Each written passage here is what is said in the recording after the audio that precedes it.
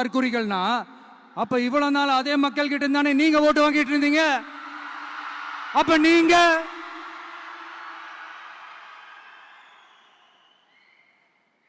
அந்த மக்களுக்கு நீங்க காட்டுற மரியாதையும் நன்றியும் இதுதானா?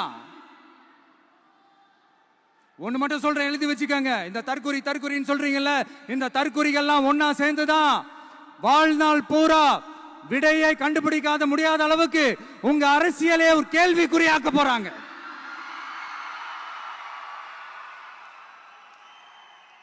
இவங்கெல்லாம் யாரும் இங்க தற்குறிகள்லாம் கிடையாது. இவங்க எல்லாரும் தமிழ்நாட்டு அரசியலோட ஆச்சரியக்குறி.